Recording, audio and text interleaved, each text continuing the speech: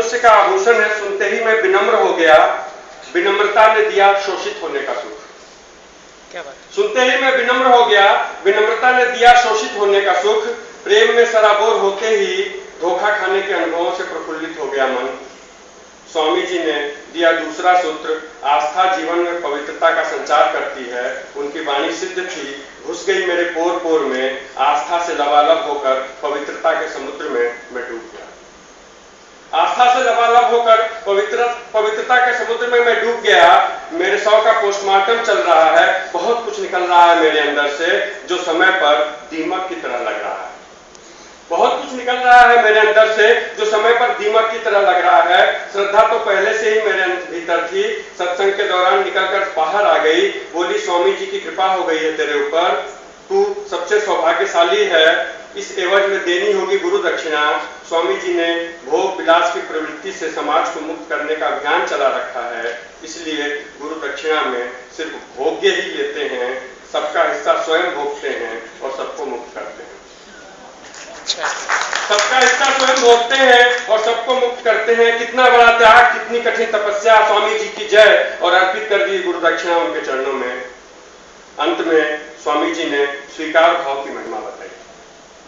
अंत में स्वामी जी ने स्वीकार भाव की महिमा बताई। नतमस्तक होकर आत्मसात किया मैंने स्वीकार भाव। मैं एक सच्चा भक्त, स्वामी जी की कृपा से ओतप्रोत अत्यंत सौभाग्यशाली और स्वीकार भाव से भरा। विनम्रता और प्रेम मेरे अंदर निर्झर बह रहे थे। मोक्ष का स्वप्न साकार होने को आतुर था। मेरे जेब में जो कुछ भी माया मोह बचा था, आरती की थाली ने उससे भी मुक्त कर दिया। अच्छा, मेरे जेब में जो कुछ भी माया मोह बचा था, आरती की थाली ने उससे भी मुक्त कर दिया। अब टोल नाके की तरह दान पेटी सामने थी, जिसके उस पार मोक्ष का विमान खड़ा था। दान पेटी के लिए मेरे पास कुछ भी नहीं बचा था। दान पेटी के लिए मेरे पास कुछ भी नहीं बचा था, इसलिए स्वयं ही मुड़ कर पड़ गया दान पेटी में। दान पेटी जिस पर जड़ा था बहुत मोटा ताला। अब कभी कभी ताला खोलकर स्वामी जी अपने पालतू कुत्ते की तरह मुझे सहलाते हैं और छू कर देते हैं। मैं दौड़ता दौड़ता जाता हूँ, वोट डाला सब। क्या बात? स्वामी जी छू कर देते हैं और मैं दौड़ता दौड़ता जाता हूँ, वोट डालता हूँ। स्वामी जी छू कर देते हैं, तर्क और विवेक को नोच डालता हूँ। स्वामी जी छू कर देते हैं, भौंकने लगता हूँ, धर्म खतरे में है। लाल टपकाने की आदत पहले से ही थी, अब पूंछ भी उगाई है जो हिलती रहती है। बहुत अच्छा है। लाल टपकाने की आदत पहले से भी थी, अब पूंछ भी उगाई है जो हिलती रहती है। अपरंपार है सत्संग की महिमा, सुनना शुरू किया तो मनुष्य था। अपरंपार है सत्संग की महिमा, सुनना शुरू किया तो मनुष्य था। अंत आते आते कुत्ते में बदल गया मैं, निश्चल पवित्र और आज्ञाकारी कुत्ता। निश्चल पवित्र और आज्ञाकारी कुत्ता। अब तो सिर्फ मोक्ष का इंतजार है, कुत्तों को ही मोक्ष प्राप्त होता है। अब तो सिर्फ मोक्ष का इंतजार है। एक कोचिंग सेंटर को लेकर के है, ये भी एकदम नई कविता है, पहली बार पढ़ रहा हूं। छोटी छोटी 3 कविताएं हैं। Coaching centre 1। उसने टॉप किया इंजीनियरिंग प्रवेश की श्रेष्ठ परीक्षा। उसने टॉप किया इंजीनियरिंग प्रवेश की श्रेष्ठ परीक्षा। उसका फोटो छपा बड़े बड़े होर्डिंगों पर। कोचिंग सेंटर वाले करोड़ों कमाए उसके नाम पर। माँ पिता गर्व से सीना ताने घूमते रहे मोहल्ले में। सम्मान हुआ उनका भी, बहुत सुंदर, बहुत ही उल्लासपूर्ण, सब कुछ स्वप्निल। बहुत सुंदर, बहुत ही उल्लासपूर्ण, सब कुछ स्वप्निल। आनंद के इन क्षणों को एल्बम में सजोकर रख लिया गया। बच्चा पढ़ लिख कर विदेश चला गया। कुछ वर्षों तक मेल और फोन होता रहा। धीरे धीरे घटती गई आवृत्ति। उस दिन आनंद के इन क्षणों के एल्बम को माँ पिता पलट रहे थे। उस दिन आनंद के इन क्षणों के एल्बम को माँ पिता पलट रहे थे। बच्चे का चेहरा सब जगह से गायब हो चुका था। देश ने नागरिकता के फर्ज से उसे मुक्त कर दिया था। कोचिंग सेंटर वाले दूसरे बच्चे का फोटो टांग कर अपने होर्डिंग पर फिर कमा रहे थे करोड़ों। माँ पिता छटपटा रहे थे, तलाश रहे थे अपना बच्चा। बहुत अच्छा। माँ पिता छटपटा रहे थे, तलाश रहे थे अपना बच्चा। बच्चे का चेहरा गायब हो गया था हर जगह से। बच्चा जिसको कोचिंग कराने के लिए रेहन रखा था अपने सपनों और जीवन की खुशियों को, बहुत आगे निकल गया था। अब उसकी भाषा और नागरिकता दोनों ही माँ पिता के पहुंच से बहुत दूर थे।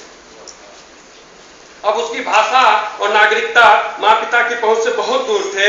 देश प्रेम और मातृभूमि को अपने शब्दकोश से बाहर खदेड़कर बच्चे ने ग्रीन कार्ड जुगाड़ लिया था। वह बहुत बड़ा आदमी बन गया था।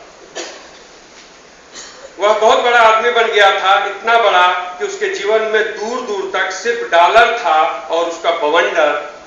इस बवंडर में माँ पिता और जन्मभूमि सब उड़ गए थे। इस बवंडर में माँ पिता जन्मभूमि सब उड़ गए। बहुत अच्छा। एक छोटी कविता इसी में देखें, एक दृश्य है कि बोर्डिंग पर चस्पा हम उम्र के बच्चे के तस्वीर को उसने बड़े गौर से देखा और जोर जोर कर पढ़ा। IIT फर्स्ट रैंक, मुस्कुराया और बोला वाह बेटा, फिर खखार कर थूका और चल दिया चाय पहुंचाने सेठ सोनामल की दुकान पर।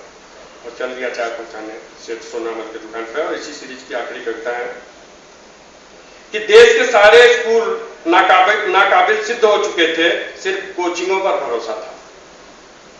देश के सारे स्कूल नाकाबिल हो चुके थे, सिद्ध हो चुके थे, सिर्फ कोचिंगों पर भरोसा था। मास्टर जी तलाश रहे थे छात्र और सारे छात्र कोचिंगों में बैठे हुए थे। मास्टर जी तलाश रहे थे छात्र और सारे बच्चे कोचिंगों में बैठे हुए थे। कहीं कोई गड़बड़ी नहीं थी, किसी को कोई अफसोस नहीं था। पैसा बोल रहा था, प्रतिभा को तौल रहा था, फिसड्डी इंजीनियरिंग पढ़ रहा था, काबिल ईंट हो रहा था, देश ग्लोबल हो रहा था। बहुत बढ़िया, बहुत बढ़िया है। ग्लोबलाइजेशन को लेकर के एक दृश्य और है जिसको मैं यहाँ पर रखना चाहूंगा। शीर्षक है ग्लोबलाइजेशन। यह सुंदर और छरहरा गोराचट मासूम सा युवा जो सटासट अंग्रेजी झाड़ रहा है और बार बार अपनी टाई की गांठ ढीली कर रहा है, हम सम्मोहित हैं उसके ग्लोबलाइज्ड व्यक्तित्व के सामने। यह सुंदर और छरहरा गोराचट मासूम सा युवा जो सटासट अंग्रेजी झाड़ रहा है और बार बार अपनी टाई की गांठ ढीली कर रहा है, हम सम्मोहित हैं उसके ग्लोबलाइज्ड व्यक्तित्व के सामने। दरअसल यह एक जादूगर है, नहीं जादूगर नहीं कारीगर है, नहीं कारीगर ऐसे नहीं होते। यह किसी विकासशील देश का विकसित युवक है। यह किसी विकासशील देश का विकसित युवक है। यह एक अपराधी है, इसने किसी की हत्या नहीं की, बलात्कार नहीं किया, किसी आतंकवादी संगठन का सदस्य भी नहीं है, चोरी चकारी पॉकेटमारी तो इसको शोभा ही नहीं देती, फिर अपराधी कैसे?